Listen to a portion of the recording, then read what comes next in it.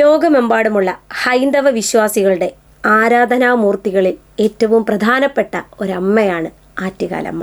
അന്നപൂർണേശ്വരിയാണ്, അഭീഷ്ടവരിദായനിയാണ്. ഏത് കാര്യവും കരഞ്ഞു പ്രാർത്ഥിച്ച് അമ്മയുടെ മുമ്പിൽ ചെന്ന് പറഞ്ഞു കഴിഞ്ഞാൽ അത് നടത്തിത്തരികയും ചെയ്യും. ലോകപ്രസിദ്ധമായ ആറ്റുകാൽ പൊങ്കാല ഗിന്നസ് റെക്കോർഡിൽ വരെ സ്ഥാനം പിടിച്ചിട്ടുള്ളതാണ്. ലോകമെമ്പാടുമുള്ള ഹൈന്ദവ മതവിശ്വാസികൾ ഒരേ മനസ്സോടെ അർപ്പണബോധത്തോടുകൂടി അമ്മേ എന്ന് മനമുരുകി വിളിച്ച് അർപ്പിക്കുന്ന പൊങ്കാല അത്രത്തോളം പ്രാധാന്യമുള്ളതാണ്. അതുപോലെ തന്നെയാണ് അവിടുത്തെ വഴിപാടുകളും. ഏറ്റവും പ്രധാനപ്പെട്ട വഴിപാടാണ് കുത്തിയോട്ട വഴിപാട്. കൃത്യമായിട്ടുള്ള വ്രതശുദ്ധിയോടുകൂടിയും ആചാരാനുഷ്ഠാനത്തോടുകൂടിയും നടത്തുന്ന ഒന്നാണ് ആറ്റുകാലിലെ കുത്തിയോട്ട വഴിപാട്.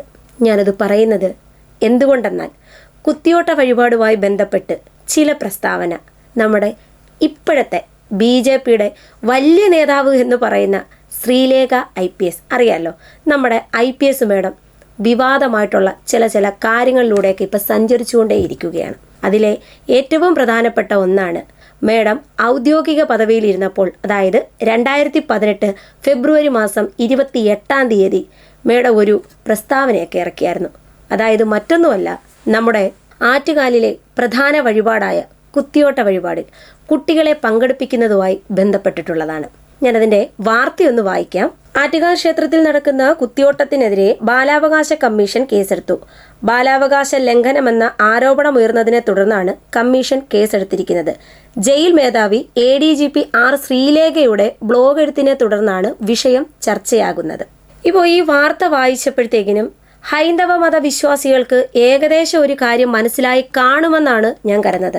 കാരണം മറ്റൊന്നുമല്ല, ഇപ്പോൾ നമ്മുടെ IPS മേഡം BJPയിലോട്ട് ചേർന്നിട്ട് ഇപ്പോൾ ഏതെങ്ങാണ്ടൊക്കെ അങ്ങോട്ട് സാധിച്ചു തരാവേ, ഞങ്ങൾ അങ്ങോട്ട് ഹിന്ദുക്കൾക്ക് ഏതെങ്ങാണ്ടൊക്കെ ഉരുട്ടിത്തരാം എന്നൊക്കെ പറഞ്ഞുകൊണ്ടാണ് അവിടെ എവിടെയൊക്കെ മേഡം നിന്ന് പ്രസംഗിക്കുന്നത്. ഇതിപ്പോൾ ഞാൻ പറഞ്ഞതിൻ്റെ കാരണം മറ്റൊന്നുമല്ല, ഇതേ വ്യക്തി തന്നെയാണ് 2018 ഈ കുത്തിയോട്ടത്തെക്കുറിച്ച് വ്ലോഗ് എഴുതുകയും അതുമായിട്ട് ബന്ധപ്പെട്ട് ബാലാവകാശ കമ്മീഷൻ കേസെടുക്കുകയും ചെയ്തത്. അന്ന് ഈ ഹൈന്ദവ ആചാരം തെറ്റായിരുന്നുവെന്നും അതൊരിക്കലും അംഗീകരിക്കാൻ പറ്റത്തില്ല എന്നും അന്ന് ഈ ശ്രീലേഖ മേഡം പറഞ്ഞിരുന്നു. എന്നാൽ ഇന്ന് അവർ ഈ BJPയിൽ നിൽക്കുമ്പോൾ അവർക്കിതൊന്നും ഒരു പ്രശ്നമേ അല്ല. ഇല്ല, ഈ പറയുന്ന കണക്ക് അപ്പപ്പ കാണുന്നവനെ അപ്പ എന്ന് വിളിക്കുന്ന സ്വഭാവം അത്ര അങ്ങോട്ട് ശരിയല്ല.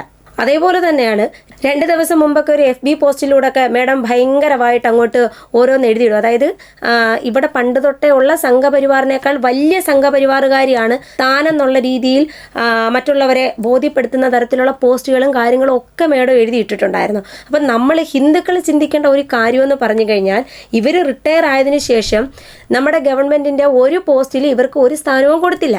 അപ്പോൾ ഈ സുഖത്തിലും സൗകര്യത്തിലൊക്കെ ഇരുന്നിട്ട് പെട്ടെന്ന് അതൊന്നും ഇല്ലാതെ വരുമ്പോഴത്തേക്കിനും ഉണ്ടാകുന്ന ഒരു ബുദ്ധിമുട്ടുണ്ടല്ലോ, അതൊന്ന് മാറ്റിക്കിട്ടാൻ വേണ്ടി മാത്രമാണ് ഇവരിപ്പം BJPയുടെ കൂടെ ചേർന്ന് ഇത്തരത്തിലുള്ള ഈ പ്രഹസനമൊക്കെ ഇവിടെ നടത്തിക്കൊണ്ടിരിക്കുന്നത്.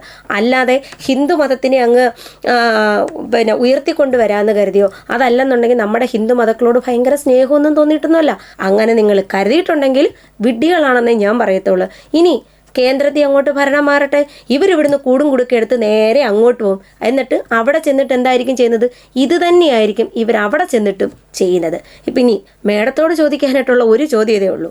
അന്ന് 2018 മേഡം കുത്തിയോട്ട വഴിപാട് ശരിയല്ല എന്ന് പറഞ്ഞിട്ട് ഇപ്പോൾ മേഡം BJPയിൽ നിൽക്കുമ്പോൾ, അതും തിരുവനന്തപുരത്ത് ഒരു സ്ഥാനാർത്ഥിയായിട്ട് മത്സരിക്കാൻ നിൽക്കുമ്പോൾ, ഈ കുത്തിയോട്ട വഴിപാടിനോടുള്ള മേഡത്തിൻ്റെ നിലപാടെന്താണ്?